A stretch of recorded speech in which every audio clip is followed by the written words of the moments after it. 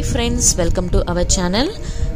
ఈ రోజుటి వీడియోలో మీకు నెల్లూరు జిల్లాలో మల్లాము గ్రామంలో ఉన్న సుబ్రహ్మణ్య స్వామి టెంపుల్ని చూపించబోతున్నాను.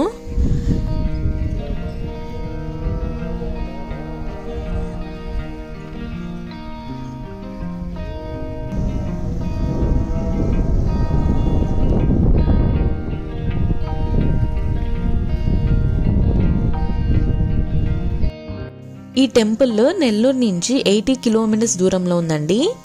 ఈ టెంపుల్ రీచ్ అవ్వడానికి రోడ్స్ అయితే బాగానే ఉన్నాయి అండ్ మనకి పార్కింగ్ ఫెసిలిటీ కూడా అవైలబుల్గా ఉంది. సో ఇప్పుడు ఈ ఊరు మరియు ఈ గుడి యొక్క చరిత్ర కొంచెం తెలుసుకుందాం మనము.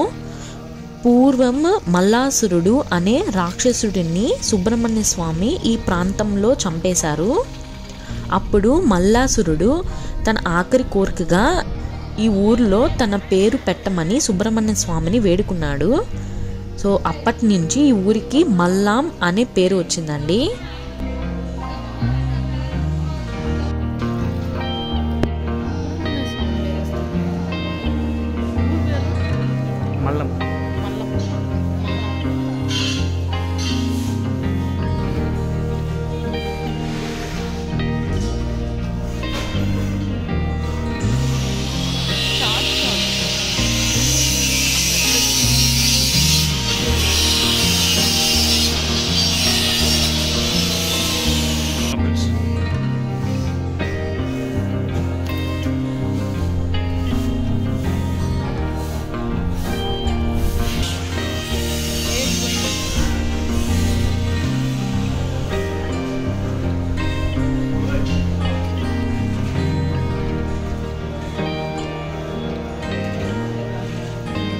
ఈ గుడిలో ఉన్న సుబ్రహ్మణ్య స్వామి విగ్రహం ఇక్కడే వెలిసిందండి. క్రీస్తు శకం 630వ సంవత్సరంలో పాండ్య భూపతి అనే రాజుకి సుబ్రహ్మణ్య స్వామి కల్లోకొచ్చి ఒక చీమల పుట్టలో తాను వెలిసినట్టుగా అక్కడ తనకి గుడిని కట్టించమని కల్లో చెప్పారు. అప్పుడు ఆ రాజు తన భటుల్ని పంపించి చెట్లను నరికిస్తుండగా స్వామి విగ్రహానికి తగిలి రక్తం రావడం గమనించారు. సో అప్పుడు 637 సంవత్సరంలో పాండ్య భూపతి రాజు ఈ గుడిని నిర్మించారు. తర్వాత చోళులు 10-11వ శతాబ్దాల్లో ఈ టెంపుల్ని రినోవేట్ చేశారు. ఈ చరిత్ర మొత్తం టెంపుల్ వాల్స్ మీద రాసి ఉంటారండి.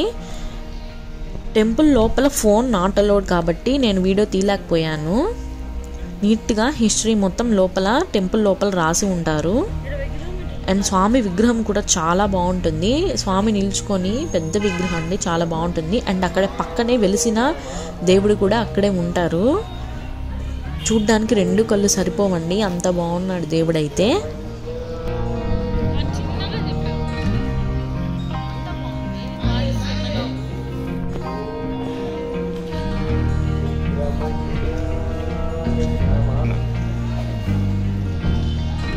సో టెంపుల్ మొత్తం బయట చూపించానండి, వీడియో ఎండ్ వరకు చూడండి.